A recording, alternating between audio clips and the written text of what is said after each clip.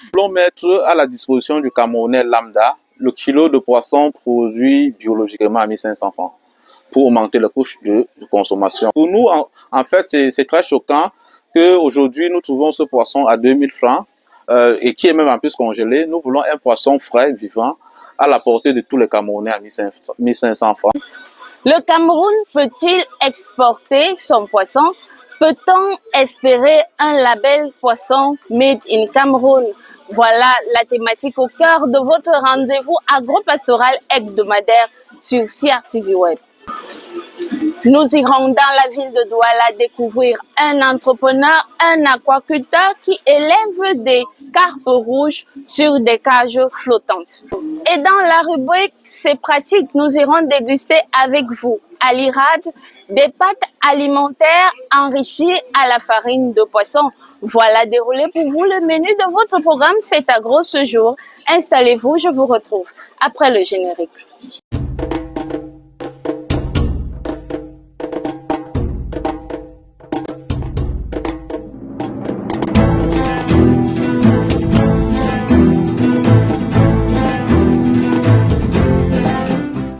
Import, substitution, l'apport de la filière aquacole, c'est le thème autour duquel tournent les débats du tout premier salon international de l'interprofession aquacole au Cameroun. Le salon ouvert depuis le 2 décembre dernier vise à organiser le secteur et à arrimer les produits halieutiques camerounais aux normes internationales.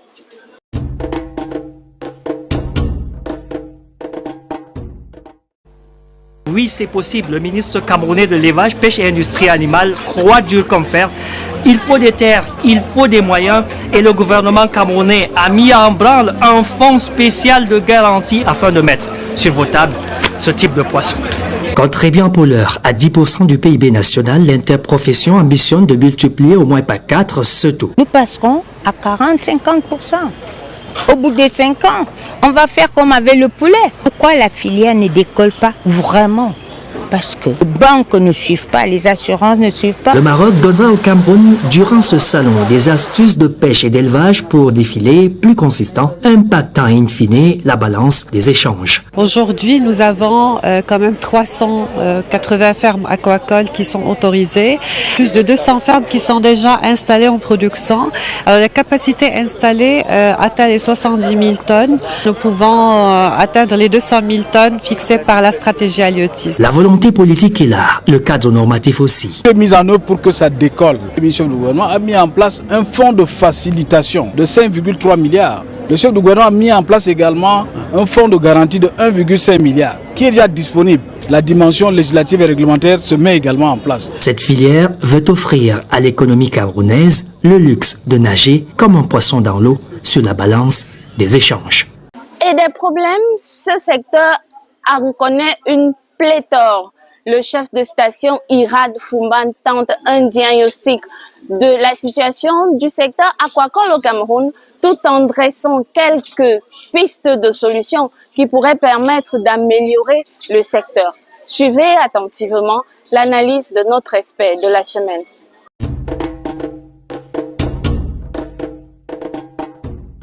D'entrée de jeu par rapport à la politique d'import-substitution, le poisson du Cameroun à l'international ne peut pas passer. Parce que ce poisson n'a pas de label. Et nous dépendons à 90% des importations des intrants piscicoles. Or, tous ces intrants qui sont importés là, ça veut dire que déjà, nous n'avons pas bien décollé pour pouvoir nourrir la population locale pour que l'excédent soit envoyé à l'extérieur. Et non seulement ça, par rapport à la politique d'import-substitution, ça vient de se mettre en place.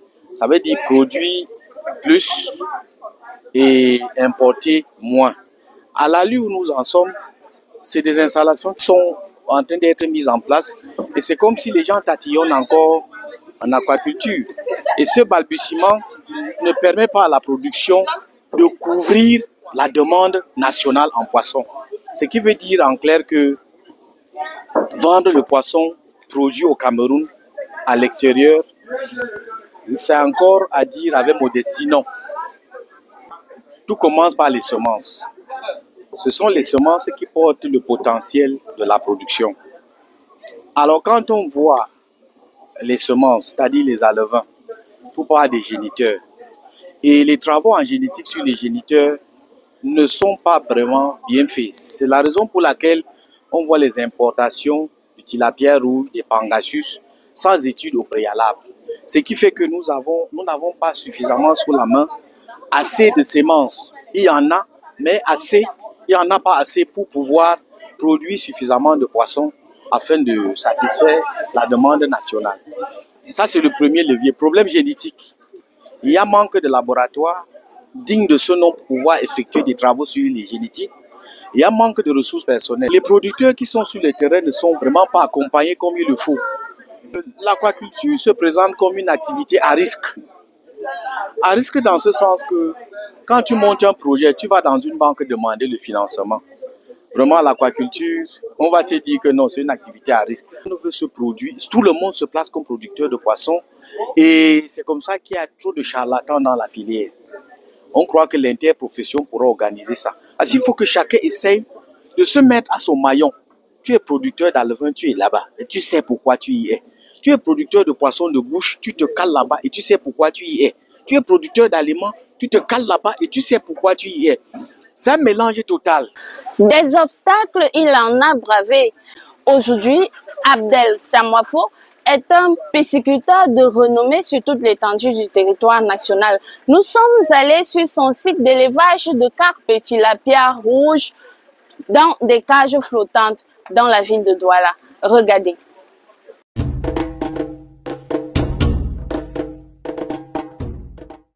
Ça va recommencer à jeter les 625 grammes pour cette carpe grise et 580 pour la rouge. Ce résultat satisfaisant de la pêche de contrôle à mi-parcours du cycle de production. Sur cette production, nous n'avons pas eu de maladie. Et c'est un avantage et c'est l'un des éléments qui peut justifier une croissance aussi rapide. Même chez l'homme, vous savez, quand un homme n'est pas malade, sa croissance, sa rentabilité doit être plus accélérée, doit être plus au sommet. Abdel est passé maître dans la production hors sol des tilapia hors taille. Ici, tout est scientifique, tout est contrôlé. De l'installation des cages à la pêche des poissons, tout est fait sur mesure, tout est fait à pouvoir avoir les résultats les plus excellents et à moins de coûts. Et surtout de façon biologique. Scientifique et contrôlé par celui qui s'est vu parachuter dans le métier au détriment de son rêve de devenir pilote. Je suis entré dans ce domaine sans formation et je rappelle que ça a été une erreur de parcours parce qu'au départ, je voulais être pilote. C'est surtout sa corvée d'alors, devenue sa passion. Mon grand-père était éleveur et pendant les vacances, on allait lui donner un coup de main dans ses fermes, dans ses plantations. Et pour nous, c'était comme une corvée. Aujourd'hui, c'est mon métier.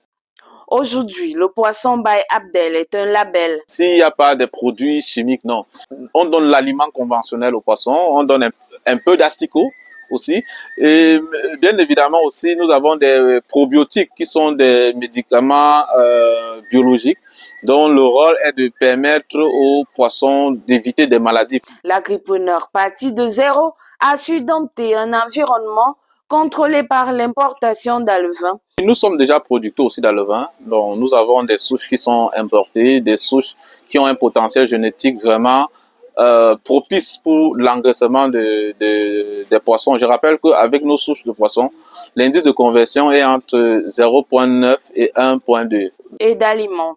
Nous avons tout un bâtiment où nous produisons les asticots et donc nous comptons dans les 2-3 prochaines années avoir une provende à base d'asticots. L'idée étant de ramener les coûts de production à la baisse et mettre du poisson frais et bio à la table de chaque Camerounais. Nous voulons mettre à la disposition du Camerounais lambda le kilo de poisson produit biologiquement à 1500 francs pour augmenter le coût de consommation. Pour nous, en fait, c'est très choquant qu'aujourd'hui, nous trouvons ce poisson à 2000 francs et qui est même en plus congelé. Nous voulons un poisson frais, vivant, à la portée de tous les Camerounais à 1500 francs. Des cages flottantes donc, une option bénéfique en ce sens. La particularité des cages flottantes, c'est quoi? C'est qu'ici, on n'a pas besoin de renouveler l'eau et on n'a pas besoin d'oxygéner l'eau. Voilà, c'est deux postes de dépenses très importants pour ceux qui sont en bac hors sol. Et ici, la quantité, la densité par bac est plus élevée qu'en étang, par exemple. Parce qu'aussi en étang, on n'est pas obligé de renouveler l'eau, mais on a un problème d'oxygénation de l'eau. Donc en étang, généralement, pour faire les carpes, il faut faire 2 par mètre cube. Or ici, on peut aller jusqu'à 100 poissons par mètre cube. Donc selon le débit de l'eau. Abdelta Mouafou, c'est aussi une activité littéraire. Moi, je souhaite avoir une génération qui sera, je vais dire ça, riche sur au moins un siècle. Voilà. Donc, et pour ce faire, mes enfants doivent savoir d'où je viens, d'où je suis parti et où je vais arriver. Et l'écriture, c'est la seule façon de communiquer avec des gens qui sont pas proches de vous, qui ne seront même pas, qui ne vous verront jamais. Et voilà pourquoi je me dis, chacun à son niveau, tout ce que vous faites, écrivez. Un institut supérieur de formation pour rapprocher de plus en plus les jeunes Camerounais ou Africains qui souhaitent faire carrière dans le domaine, de venir avec des solutions adaptées aux problèmes tropicaux. Et une grande vision pour le Cameroun, pour l'Afrique. L'Afrique, où les Africains vont cesser de rester dans le fait d'être victimes, de trouver des boucs émissaires pour leurs problèmes. La colonisation et l'esclavage, je vais dire ça, a été un accident de l'histoire. Aujourd'hui, nous sommes assez matures pour prendre à main notre destin. Et si chacun à son niveau essaye d'être le meilleur dans ce domaine, je pense que le Cameroun sera, avec le temps, comme les États-Unis ou la Chine. Le projet d'élevage de poissons tilapia rouge et gris, qui prend ses marques ici sur les eaux du parcours Vita de Douala, s'étend en ambition et dans le temps. Et cette embarcation flottante faite par lui-même annonce déjà les couleurs d'un projet agro-touristique futuriste.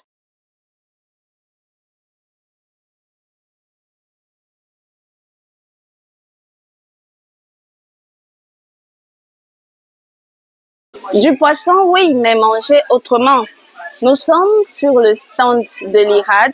Ici, nous pouvons retrouver des pâtes alimentaires enrichies à la farine de poisson. Nous trouvons également la farine de poisson en elle-même.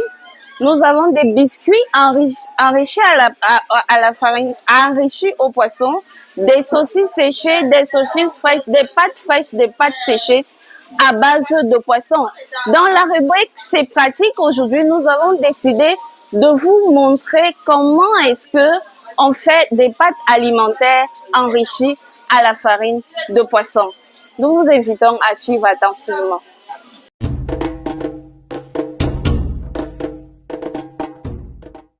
Nous sommes en train de produire des pâtes alimentaires enrichies à la farine de poisson.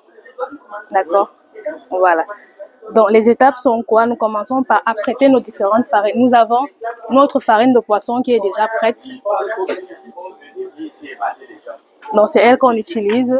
Nous avons également de la farine de blé dans des proportions qui ont été déterminées à la suite d'études. Donc, là, nous faisons le mélange uniquement avec de l'eau. Nous pétrissons. Ensuite, nous passons au laminage. Après le laminage, nous allons donner des formes. Ça ne colle pas?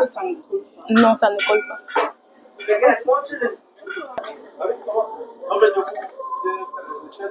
Donc, vous voyez, nous obtenons d'abord ceci, mais là, ce n'est pas encore bon. Donc, on va laminer 5 à 6 fois.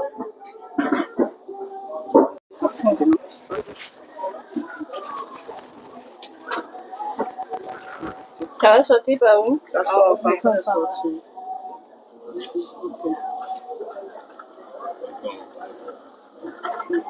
Voilà, vous les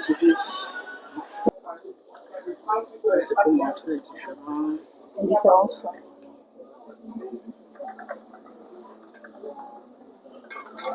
Et voilà. Un autre plat. Let me show you. Attendez, je prends plutôt la fourchette. La démon là.